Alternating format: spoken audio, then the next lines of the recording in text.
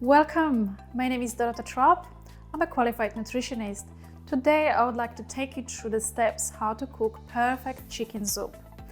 It is a quite easy dish, you can't really get it wrong, but some people do. So let me just clarify what goes first, how long you cook it for, and what is it that you can use it for, and why would you do chicken soup.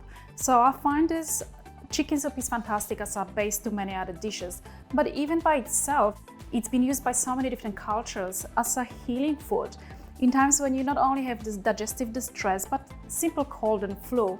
Think of those times when you've been unwell and your mom brought you a cup of chicken stock and how wonderful it made you feel and how much quicker you've recovered because of this. So you really want to know how to do it, and I'll show you how easy it is. So stay with me. So I'm using an organic chicken. For obvious reasons, it's better for you. It's a cleaner meat, it's more tasty. The chickens are treated better as well. So it makes me feel really good that I can have an organic chicken, because that means that the chicken live a better life. So support the organic producers by choosing an organic chicken. You literally, there are two ways to do it. Look, you can put the whole chicken into the pot and cover it with water and cook. Or you can separate the meat from the bones and add bones in. It will be more work for you if you decide to separate the raw meat from the bones, because you'd have to wash the bones properly to make sure that the chicken stock is clear. So I don't do this method. I would just put the whole chicken in and cover it with water.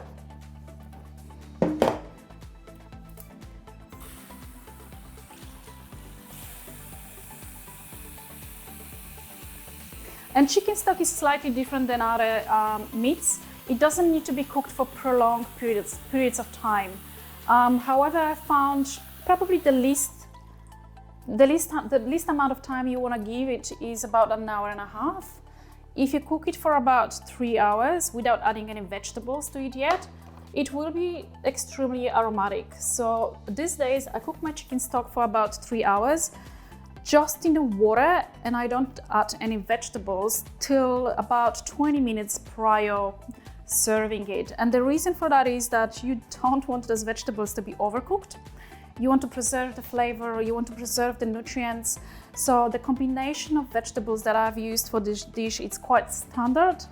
You've got your onions, you've got your celery, you've got your leek, you've got your carrots, parsley. Ginger is fantastic, especially if you have the chicken stock because you are unwell. Ginger and garlic would be fantastic for you because of the health property of these ingredients. So antibacterial and calmative on your digestive system. You also can season it with pepper and salt. And obviously sometimes I add mushrooms, but you don't have to. So this is one of those optional ingredients that somehow it makes my chicken stock taste better. I like it personally, but most of the people out there wouldn't think about mushrooms. So it's really up to you. So what I'm going to do now is I'm going to place that chicken stock on low heat and leave it for about an hour and a half. And what you might find is that the water will evaporate. So you just have to look every now and then and double check if your water hasn't evaporated too much. And just simply add extra water in.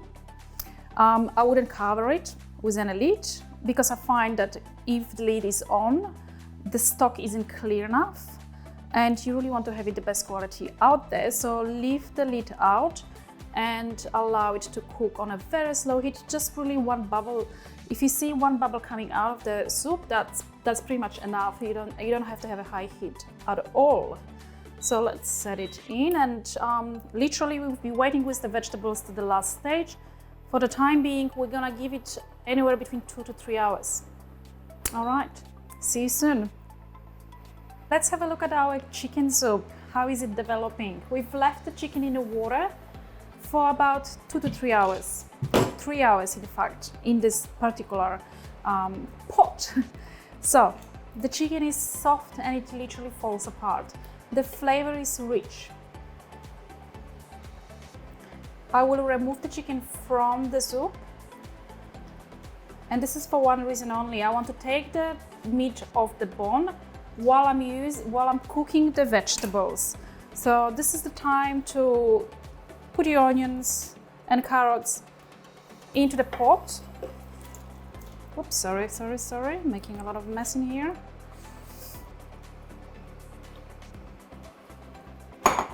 And we don't want to cook the vegetables for longer than 20 minutes max. So I usually leave them for about 15 minutes. And while they cook, I will make sure that I take the bones of the chicken, the meat of the bones, and then I can put the meat back into the pot and serve it. So the combination of vegetables are as follow. You can use onion, you can use some garlic, you can use some mushroom. So there's my garlic here. And ginger. Ginger gives your chicken stock an amazing flavor. And as I mentioned before, it's really good for your digestion as well. And celery and leek. So that's pretty much it. Bring it to the boil and let it cook for about 15 minutes. And check on the flavor. If you feel your vegetables are too hard, you want them a bit softer, you're welcome to cook for another 5 to 10 minutes. But I wouldn't exceed half an hour because you will lose some of the flavor. So I leave it for the time being. And meanwhile this is cooking, I'm going to remove the meat from the chicken. Welcome back. Let's have a look at our chicken soup. We've cooked it for about 15 to 20 minutes now. The vegetables are nice and soft, the flavor is intense, the aroma is amazing. While this was cooking, I have cut the meat off the bone of the chicken. So there are two ways you can serve it. You can put it back into your soup, or you can just plate it right now and eat it right away since it's nice and warm. So that's what I'm going to do. And while I'm doing this, let's focus on why this chicken stock is so good for you. Why is it healthy?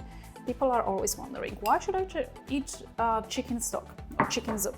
Or specifically when I'm ill.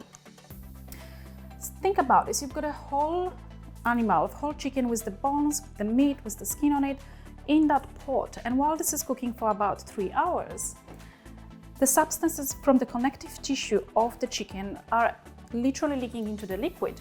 So this solution now is high in collagen, it's high in chondroitin, and it's high in glucosamine. And if you ever went to health food stores, you might recognize that some of those ingredients are building blocks for your joints and the tissues.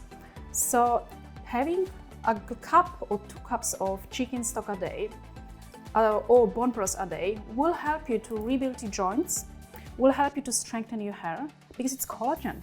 It's the building blocks for your hair, your nails, your skin, the lining of your intestine, your bones, and also your joints. So when you have a weak joints, think of chicken stock, think of bone broth, because those will be the foods that deliver you all the building blocks to heal and strengthen yourself.